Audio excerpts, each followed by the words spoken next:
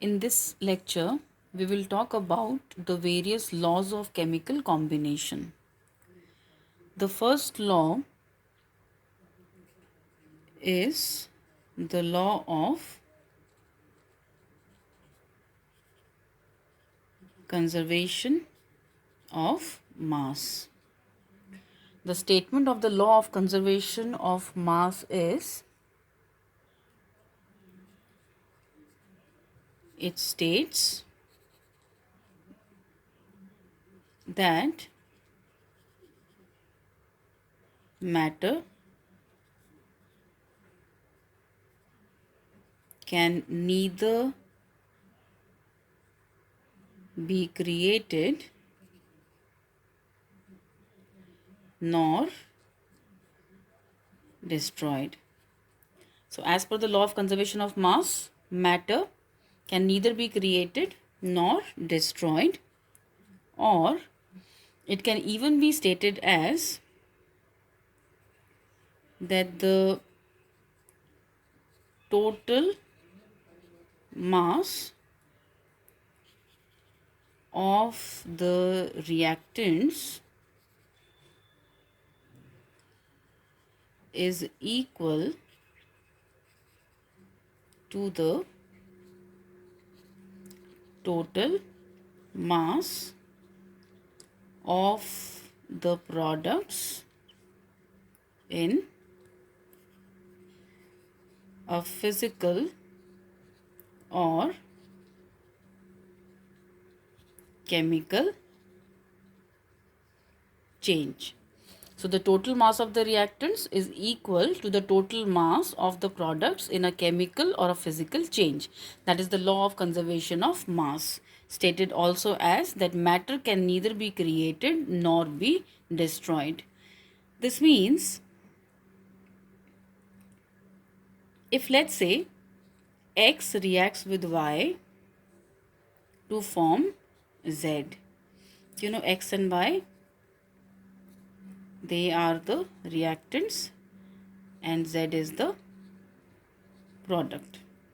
Let's say X plus Y total mass is equals to m grams. Okay, m is the mass, m grams. Then as per the law of conservation of mass, the total mass of Z, the product which is formed here, should also be equal to m grams. The second law is the law of definite proportions, or the law of constant composition. So, what is the law of definite proportions? As per this law,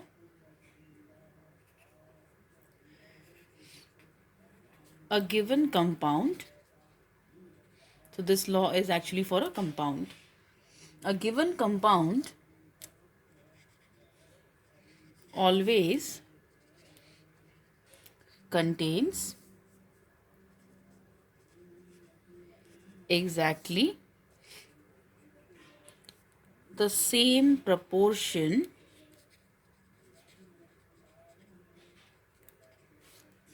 of elements by weight. A given compound always contains exactly the same proportion of elements by weight. Now this means, if I consider water, molecular formula of which is H2O, and it's a compound. Water contains two elements as you see here. The two elements are hydrogen and oxygen. And if you look at the ratio of these two elements by mass, the atomic mass of one atom of hydrogen is 1 U, and so the atomic mass of two atoms of hydrogen is 2. So in this compound, if I consider the weight of hydrogen as 2 grams, oxygen one atom is 16 U, So this is 16 grams. And if you simplify it, then the simple ratio is 1:8. So water taken from any source will always contain these two elements, that is hydrogen and oxygen, in the same fixed ratio, that is 1:8 by mass. We can consider one more example. Let's take carbon dioxide, which is CO2. You may collect carbon dioxide from any source. There can be several sources of carbon dioxide. Like one, we can obtain CO2 by the combustion of fuels. Or second, we can collect carbon dioxide which we exhale. Okay, we breathe out. You may collect carbon dioxide from any source. If you will, check it for its chemical composition, it will always be made up of these two elements, that is carbon and oxygen. Carbon, the atomic mass is 12 and each oxygen is 16. Therefore, total 2 oxygen atoms makes it 32 grams. So, if you take the simple whole number ratio, right, you can divide it by 4 and that gives you 3:8. So, carbon dioxide obtained from any source will always contain the same two elements, that is carbon and oxygen, and always in the same fixed ratio by mass. What is that fixed ratio by mass? That is 3:8. Let's now move on to the third law, that is the law of multiple proportions. The law of multiple proportions. It states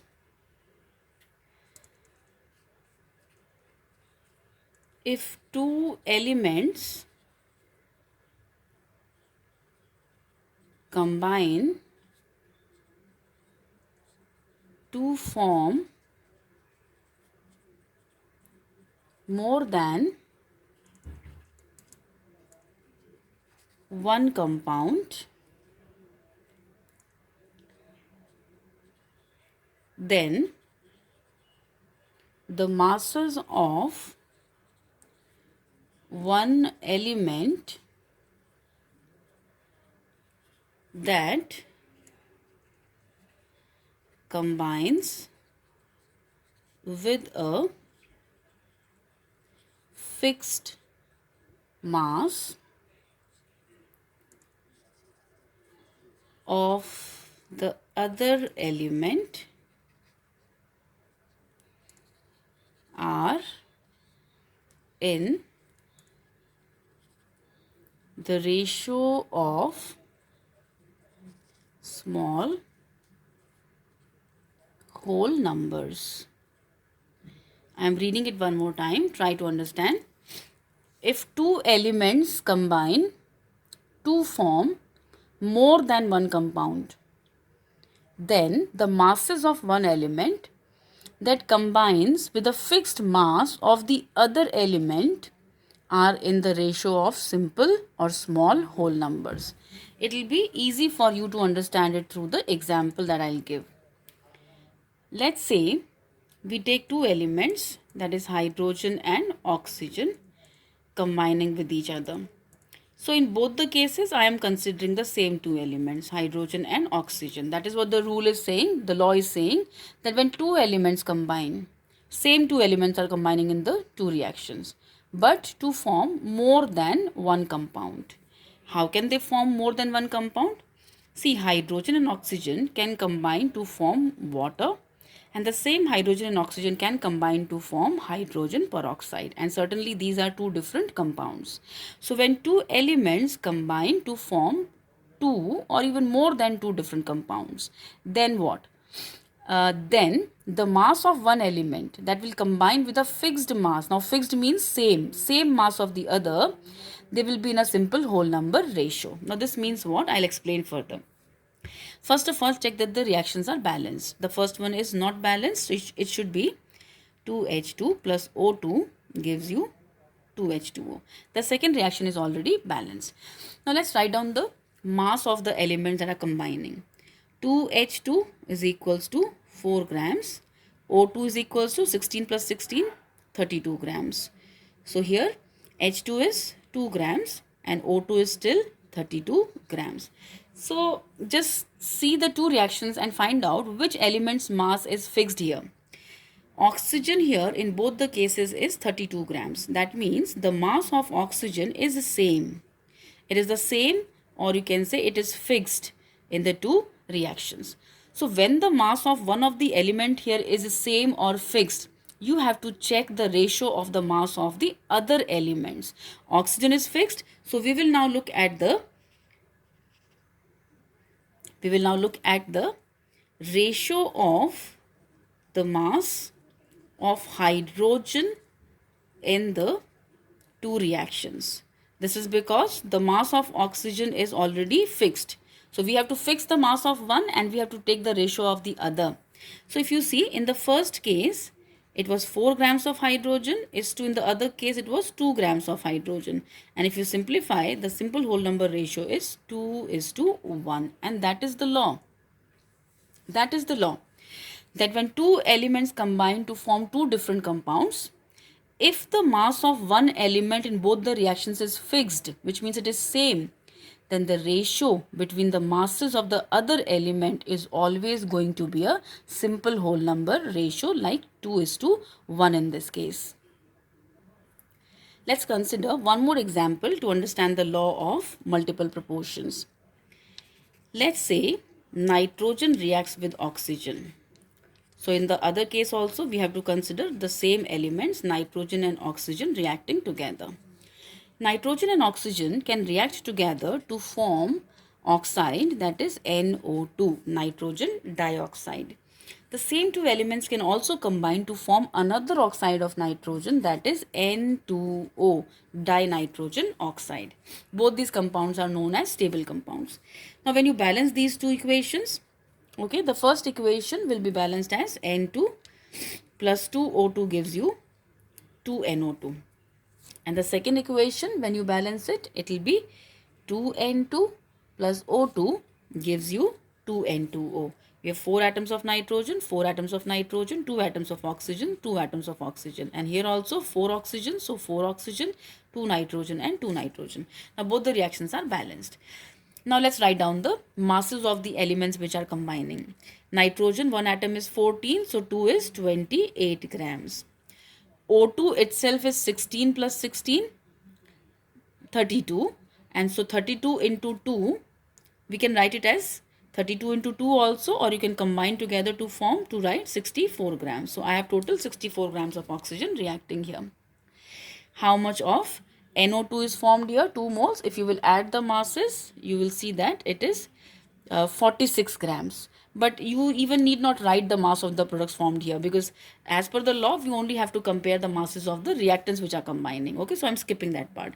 Now 2N2 is how much? N2 is 14 plus 14, 28. So 28 into 2, this is 56 grams. And O2 is 16 plus 16, 32 grams. Okay. Check the masses of the elements which are combining. Is the mass of any element fixed here? First reaction, nitrogen is 28. Second reaction, nitrogen is 56. It's not same. First reaction, oxygen is 64. Second reaction, oxygen is 32. Even this is not fixed. So what we have to first do here is that fix the mass of one element, which means make the mass of one element same. Let's consider the second reaction. If 56 grams of nitrogen is combining with 32 grams of oxygen, 1 gram of nitrogen will combine with 32 by 56 grams of oxygen. And 28 grams of nitrogen will combine with how much oxygen? It will combine with 32 upon 56 into 28 grams. And this is equal to how much? See, 28 to the 56. And if you divide further, it will be 16. So this gives us 16 grams of oxygen. Now, do you see which element's mass I have fixed? I have fixed the mass of nitrogen to how much? 28 grams in both the cases. See, in the first case, nitrogen was 28 itself. In the second case, actually nitrogen was 56, but I've converted. Like if 56 is reacting with 32, then 28 is going to react with 16 grams. Okay. So the mass of nitrogen is fixed to 28. So now we have to take the ratio of, the mass of oxygen in the two cases. And if you see that, how much oxygen in the first case? It was 64 grams. And how much oxygen in the second case? Now in the second case, you have to consider the mass of oxygen for the same amount of nitrogen, that is 28 grams. Okay, 28 grams, it was 64. Here for 28 grams, it is 16 grams. So how much oxygen against the 64 grams? 64 grams of oxygen was in the first reaction, and the second reaction, how much oxygen am I considering now against 28 grams? It is 16 grams. And now you can take the ratio. It is 4:1. Once again, it is a simple whole number ratio. So I hope you've understood. In the law of multiple proportions, the mass of one of the element in the two reactions should be same. And then you consider the ratio of the mass of the other element, which should be a simple whole number. Now we talk about the fourth law of chemical combination, which is the Gay-Lussac's law of gaseous volumes. Now it states that when gases combine or are produced in a chemical reaction, they do so in a simple ratio by volume, provided all gases are at same temperature and pressure. So this means when gases are combining or they are produced in a chemical reaction, they are always going to do this in a simple ratio by volume, provided that all the gases are taken at the same temperature and pressure. Let me give you an example.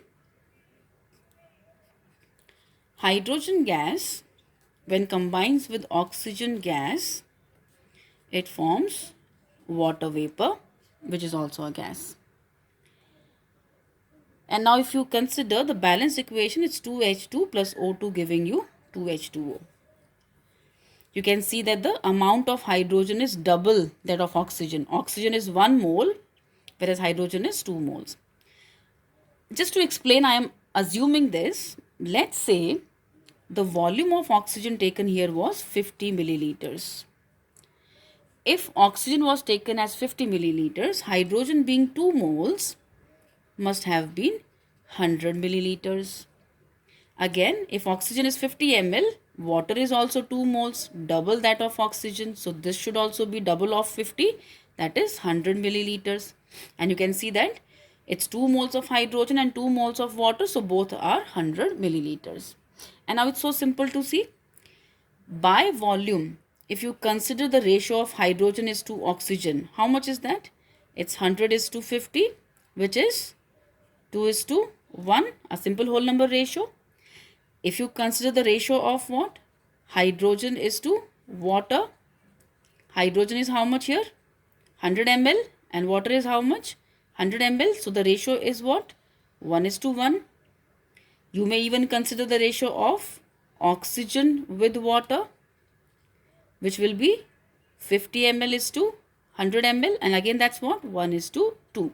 So whichever way you may consider the combining gases or the gases which are being produced, you can take the ratio of hydrogen is to oxygen, or hydrogen with water, or oxygen with water.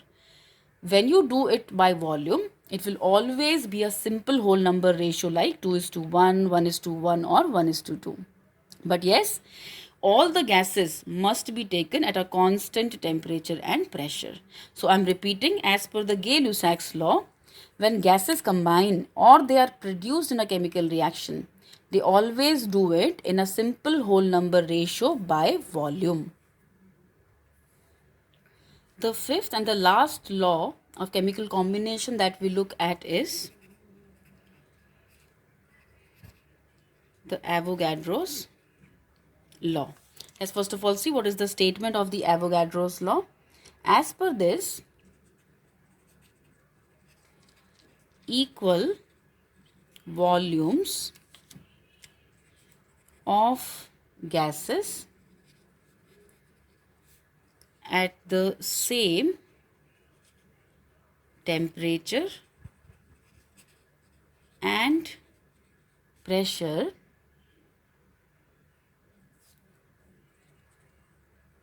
should contain an equal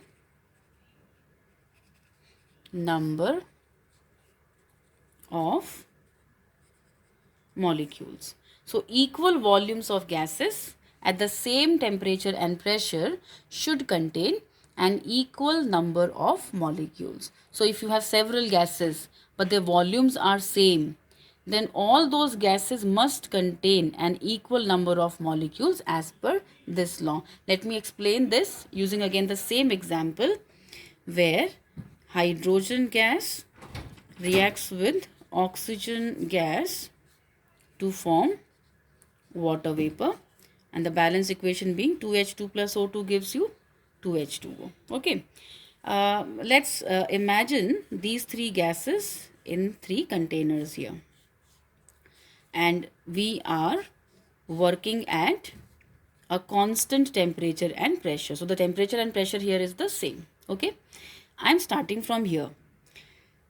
Let's say this container of oxygen gas contains 2 molecules of oxygen. What are these? These are 2 molecules of oxygen. You know, oxygen O2 is diatomic. One molecule contains 2 atoms. So this is one atom, this is one atom. So this is a molecule of oxygen. Likewise, this is the second molecule of oxygen. So this container contains 2 molecules of oxygen. Now because hydrogen is double the volume, see, oxygen is 1 mole whereas hydrogen is 2 moles. So if it is 2 moles, this will contain, how many should it contain? Double the number of molecules. So this should contain 4 molecules of hydrogen. Okay. So let's say this is 1, 2, 3 and 4.